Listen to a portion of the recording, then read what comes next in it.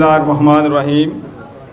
जनाब चौधरी शुजात हुसैन साहब, सदर पाकिस्तान मुस्लिम लीग, तारक बशीर चीमा साहब, जनरल सेक्रेटरी पाकिस्तान मुस्लिम लीग, सालक हुसैन साहब, शाफे हुसैन साहब और मुस्लिम लीग के तमाम ओहदेदारान और ख़ुसूसन मुस्लिम लीग के कारकुनान और मेरे भाइयों, दोस्तों, मीडिया के दोस्तों, अस्सलाम वालेकुम।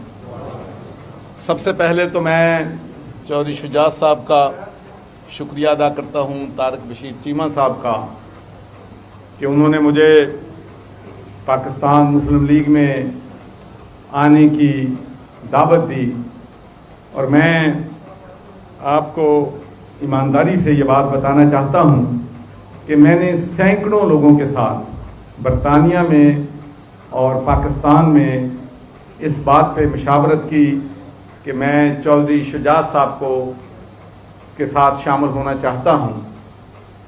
हर शख्स जिससे मैंने बात की, उन्होंने एक बात ज़रूर कही कि चौधरी शुजात साहब एक क्रेडिबल आदमी है, ऑनेस्ट आदमी है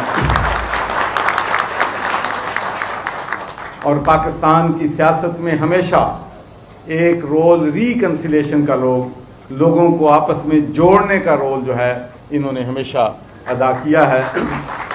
तो इंशाअल्लाह मैं आपको यकीन दिलाता हूँ कि इन हालात में, जबकि सियासी जो डिफरेंसेस हैं वो दुश्मनी में बदल चुके हैं और पाकिस्तान की फ़ज़ा में बदकिस्मती से सियासतदान मुल्क के इन मुश्किल तरीन हालात के बावजूद इकट्ठे बैठने के लिए तैयार नहीं है, तो मैं आपको यकीन दिलाता हूँ कि हमारी पार्टी, मेरी पार्टी तमाम सियासी जमातों को ये दावत देती है कि आइए हम नफ़रतों को ख़त्म करें।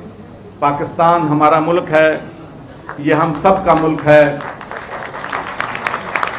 और इसकी तरक्की के लिए, इसकी खुशहाली के लिए हमने इकट्ठे मिलकर काम करना है। और जो फैसला है इस बात का कि किसने इस मुल्क में हुक्मरानी करनी है, वो अवाम का फैसला है और अवाम फैसला करें। लेकिन हम कम अज़ कम सियासतदान इन मुश्किल तारीख़ के मुश्किल तरीन हालात में हमें चाहिए कि हम इसमें इकट्ठे जो हैं वो ज़रूर। जब मैं पाकिस्तान आया था तो मेरी एक ख्वाहिश थी कि मैं जिस तरीके से बरतानिया में, यूरोप में, अमेरिका में, कनाडा में सियासी जमातें काम करती हैं, जमहूरी जमातें होती हैं, मुशावरत के साथ चलती हैं और उन सब की जो फ़ौक़ियत है वो पार्टी के कारकुनों को होता है, पार्टी की मेंबरशिप को होता है। जिस मुल्क में मैंने सियासत की है वहाँ का प्राइम मिनिस्टर या वहाँ का जो पार्टी का चेयरमैन जो है वो किसी काउंसलर का टिकट भी नहीं दे सकता। काउंसलर को जो टिकट मिलता है पार्टी का, एमपीए को जो पार्टी का टिकट मिलता है, मेंबर ऑफ पार्लियामेंट को जो पार्टी का टिकट देता है, वो उस इलाके के जो पार्टी के मेंबर होते हैं वो फैसला करते हैं कि किसने हमारा एमएनए बनना है, किसने हमारा एमपीए बनना है। तो पाकिस्तान में ये एक बदकिस्मती है कि जो हमारे कारकुन हैं, मैं तमाम सियासी पार्टी के कारकुनों की बात करता हूँ कि उनका काम नारे लगाना, दरियाँ बिछाना, जेलों में जाना, मारे खाना और लीडर्स को प्रोटेक्शन देना होता है। और जब पार्टियां इक़्तिदार में आती हैं तो कारकुनों का उसमें कोई हिस्सा नहीं होता, उन बेचारों को कोई नहीं पूछता। लेकिन मैं मुस्लिम लीग के कारकुनों को ये यकीन दिलाता हूं कि मेरी आपसे मोहब्बत और प्यार वही होगा जो मैं अपने बेटे और बेटी के साथ करता हूं। चौधरी सरवर तेरे जानसार, चौधरी सरवर तेरे जानसार, और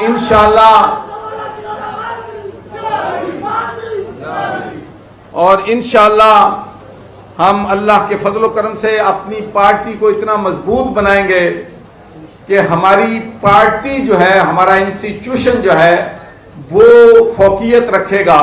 اور اس کی میں آپ کو مثال دیتا ہوں کہ یہ بات نہیں ہے کہ برطانیہ میں, امریکہ میں انسٹیٹیوشن بنتے ہیں, پاکستان میں نہیں بنتے. میں 3 انسٹیٹیوشن بنانے میں ڈائریکٹلی انگیج رہا ہوں. آپ کو معلوم ہے کہ ریسکیو 1112 اور مجھے یاد ہے کہ اس ناشتے پہ چودھری شجاع صاحب بھی موجود تھے. اس وقت پرویز الہی صاحب ہمارے چیف منسٹر تھے. تو میں نے ان سے کہا کہ ہم نے جب سے ایمبولینس سروس کو ہسپتالوں سے علیحدہ کیا ہے اور ایمبولینس سروس وہاں پر چلائی ہے تو وہاں ہمارے مسائل بہت حد تک حل ہو گئے ہیں. تو آپ یہاں پر ایک ایمبولینس سروس شروع کریں. ان کی ساری ٹریننگ, ان کا خرچہ سارا جو ہے وہ گلاسگو سٹی کونسل جو ہے وہ افورڈ کرے گی. اور اس کے بعد آپ کو معلوم ہے کہ اب ریسکیو 1112 جو ہے وہ پنجاب کی سب سے پاپولر اور کریڈیبل آرگنائزیشن ہے. اس لیے کہ جب آپ انسٹیٹیوشن بنا دیتے ہیں تو پھر وہ انسٹیٹیوشن جو ہیں آنے والی حکومتیں بھی ان کو تبدیل نہیں کر سکتی.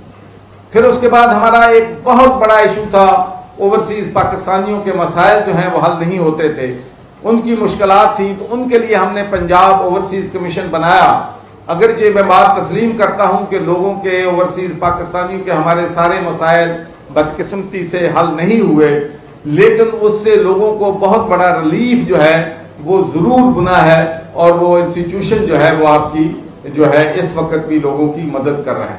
تو آپ سب کو یہ بھی معلوم ہوگا کہ میں نے 1 دسمبر 2021 کو لندن میں پاکستانی کمیونٹی سے ایڈریس کرتے ہوئے کہا تھا, جب میں گورنر تھا تو میں نے کہا اب 55% تک بات چلی گئی ہے. بھائی جب آدھی رقم آپ کی کرپشن پہ چلی جائے گی, لوگوں کی جیبوں میں چلی جائے گی, تو ملک کیسے ترقی کرے گا؟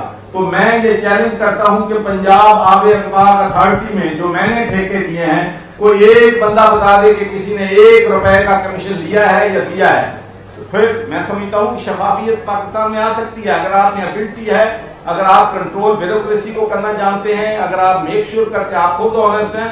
تو ایسی بات نہیں ہے کہ پاکستان میں ہم آنیسٹی سے کام جو ہے نہیں کر سکتے. اس کے ساتھ ساتھ کووڈ-19 کے دوران آپ کو معلوم ہے کہ اللہ کے فضل و کرم سے ایک تو میں نے ٹیلی میڈیسن سینٹر ہیلپ لائن شروع کی, جس سے لاکھوں لوگ جو ہیں گھر بیٹھے ان کو ہم نے سروس دی, اور ہزاروں ڈاکٹر جو ہیں ماشاءاللہ جو ہیں اس میں وہ ہمارے جو ہیں ہزاروں ڈاکٹر جو ہیں اس کو سروس دے رہے تھے.